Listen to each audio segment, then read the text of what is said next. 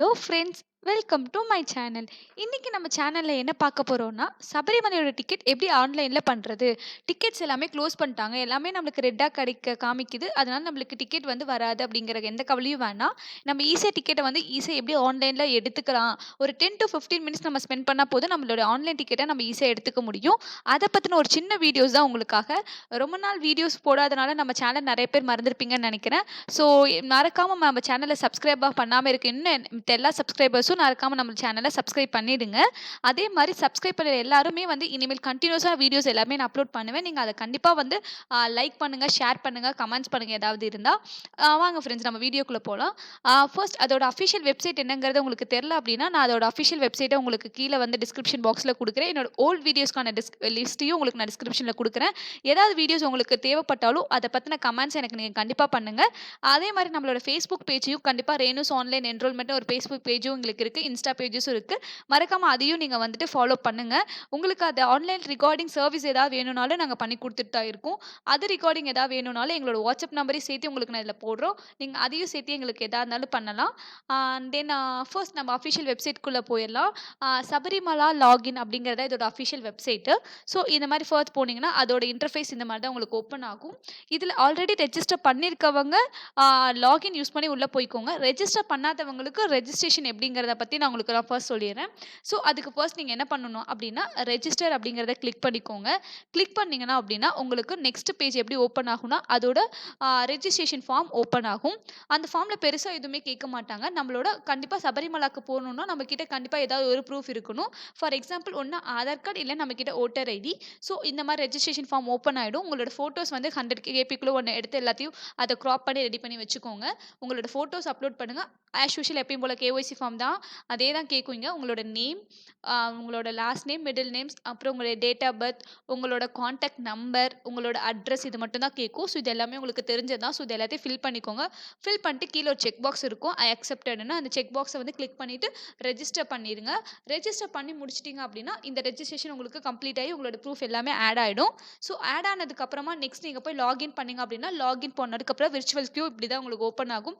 So எப்ப பார்த்தாலும் உங்க டேட் எல்லாமே ரெட்டா கிடைக்குது. ஸோ நம்மளுக்கு டிக்கெட் கிடைக்காதோ அப்படிங்கிற கவலை வேணாம். இது நீங்க ஒரு 10 to 15 டைம்ஸ் கன்டினியூஸா ரெஃப்ரெஷ் பண்ணிட்டே இருங்க. கண்டிப்பா நடுவுல ஒரு டிக்கெட் ஆர் 2 டிக்கெட்ஸ் ஆர் 5 டிக்கெட்ஸாவது உங்களுக்கு வந்து அவைலபிலிட்டி ஏதோ ஒரு டேட்ல காமிக்கும். ஸோ கன்டினியூஸா விடாமுயற்சி விடாம நீங்க ட்ரை பண்ணிக்கிட்டே இருங்க. அப்படி இருந்துட்டே இருக்கும்போது நம்மளுக்கு ஏதோ ஒரு டிக்கெட் கண்டிப்பா வந்து கிரீனா மாறும். ஸோ அப்படி மாறும்போது நீங்க மறக்காம அந்த டிக்கெட்ஸ் வந்து இந்த மாரி அவைலபிலிட்டின்னு வரும். உடனே நீங்க அத கிளிக் பண்ணிடணும். நம்ம லேட் பண்ணோம் அப்படின்னா அந்த டிக்கெட் கண்டிப்பா நம்மளுக்கு கிடைக்காது.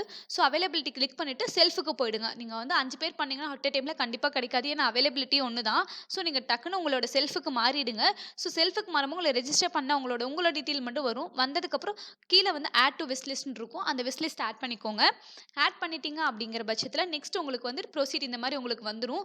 ஸோ வந்ததுக்கப்புறம் என்ன ஆகும், ஒரு நம்ம 2 மினிட்ஸ், 3 மினிட்ஸ் லேட் ஆனாலும் அந்த விஷ் லிஸ்ட் என்ன ஆயிடும் அப்படின்னா, ஆல்மோஸ்ட் புக் ஆயிடும். ஸோ நம்மளுக்கு இந்த மாரி வந்துரும். ஸோ இந்த மாரி வந்துச்சு அப்படிங்கிறனால மறுபடியும் நீங்க தோண்டு போய் விட்டுறாதீங்க. திருப்பி மறுபடியும் ட்ரை பண்ணிட்டே இருங்க. ட்ரை பண்ணிட்டே இருந்தீங்க அப்படின்னா, மறுபடியும் ஏதோ ஒரு டிக்கெட்ஸ் நம்மளுக்கு இதே மாரி ஓப்பன் ஆகும்.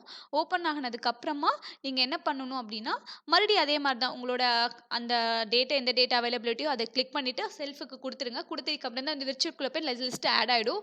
ஆட் ஆனதுக்கு அப்புறம் என்ன செய்யணும், உடனே அந்த ஸ்லாட் என்ன ஆகும்னா, உடனே அந்த ஸ்லாட் வந்து இன்வாலிடா மாறிடும் ஒரு சில நேரத்துல. ஸோ இந்த மாரி எரர் வந்தாலும் நீங்க ஒண்ணும் கவல தேவையில்ல. கிளியர் விஷ் லிஸ்ட் குடுத்துட்டு மறுபடியும் அகைன் ஒரே மாரி ட்ரை பண்ணிட்டே இருங்க. ஸோ ட்ரை பண்ணிட்டே இருந்தீங்க அப்படின்னா, கண்டிப்பா நம்மளுக்கு டிக்கெட் கிடைச்சிரும். இந்த மாரி விஷ் லிஸ்ட்ல ப்ரொசீட் ஆயி நம்மளுக்கு உடனே என்ன ஆகும்னா, டிக்கெட்ங்கிறது நம்மளுக்கு கன்ஃபர்மேஷன் ஆயிடும். ஸோ இந்த மாரி டிக்கெட் நம்மளுக்கு உடனே நம்ம பண்ணிட்டே இருந்தோம்னா கிடைச்சிரும். கிடைச்சதுக்கு அப்புறம் உங்களோட டிக்கெட்ட நீங்க டவுன்லோட் பண்ணிக்கோங்க. ஸோ டவுன்லோட் பண்ண டிக்கெட் உங்களுக்கு மிஸ் ஆயிடுச்சுனாலும் கவலை இல்ல. உங்களோட ப்ரொஃபைல்ல போய் மை டிரான்சாக்ஷன்ல போய் பார்த்தீங்க அப்படிச்சுன்னா, விர்ச்சுவல் கீழ உங்களுக்கு டிக்கெட் எப்பயுமே அது புக் ஆனது இருக்கும். ஸோ அந்த டிக்கெட்ட எடுத்துக்கோங்க. இத மெயின் இம்பார்ட்டன்ட் திங்கா நான் உங்ககிட்ட சொல்ல மறந்த ஒரு விஷயத்த நான் மறுபடியும் சொல்லணும்னு நெனைக்கிறேன். என்னன்னா, நம்ம சபரிமலைக்கு போறோம்னா, அதுக்கு முன்னாடி கம்பல்சரி அதோட 24 ஹார்ஸ்க்கு முன்னாடி நம்மளோட கோவிட் ரிசல்ட்ங்கிறது ரொம்ப ரொம்ப இம்பார்ட்டன்ட். அது கண்டிப்பா கேட்பாங்க. ஸோ அத மறக்காம எடுத்துக்கோங்க. ஸோ இந்த மாரி உங்களோட டிக்கெட் புக் ஆனதுக்கப்புறம் சக்சஸ்ன்னு வந்துரும். அத டவுன்லோட் பண்ணி வச்சுக்கோங்க. அத வச்சுக்கிட்டு நீங்க போகும்போது உங்களோட கோவிட் டெஸ்ட் ரிசல்ட், உங்களோட Aadhaar card original copies or xerox copies, அதுக்கு அண்ட் தென் உங்களோட டிக்கெட்ஸ் எல்லாத்தையும் எடுத்துட்டு போனீங்க அப்படின்னா, நீங்க பண்ணிக்கலாம். பிரசாதம்ங்கிறது ஆட் பண்ணுங்கிற நெசசிட்டிஸ் கிடையாது. நீங்க அங்க போய் கூட வாங்கிக்க முடியும். ஸோ பிரசாதம்ஸ்லாம் ஆட் பண்ணிட்டு இருந்தீங்க அப்படிங்கிற பட்சத்தில உங்க டிக்கெட் வந்து ஈஸியா வந்து சோல்ட் அவுட் ஆயிடும். ஸோ அதனால நம்மளால திருப்பியும் வந்து டிக்கெட்ஸ் மறுபடியும் உட்காந்து ட்ரை பண்ற மாரி இருக்கும். இது ஒரு 10 to 15 மினிட்ஸ் பண்ணாலும் கிடைக்கும். ஒரு சிலருக்கு 1 ஹவர் கூட மேக்ஸிமம் எடுத்துக்கும். ஸோ எதுவுமே கான்ஃபிடென்ட்ட விடாம நீங்க ட்ரை பண்ணிட்டே இருங்க. கண்டிப்பா உங்களுக்கு இந்த டிக்கெட்ஸ் கிடைச்சிரும். ஸோ இந்த வீடியோ உங்களுக்கு புடிச்சிருந்துச்சுன்னா, நம்மளோட சேனல நீங்க மறக்காம சப்ஸ்கிரைப் பண்ணுங்க. உங்க ஃப்ரெண்ட்ஸ் எல்லாத்துக்கும் ஷேர் பண்ணுங்க. இவ்ளோ நேரம் நான் சொன்ன எல்லா விஷயத்தையும் பொறுமையா கேட்ட எல்லாருக்கும் ரொம்ப நன்றி. Thank you.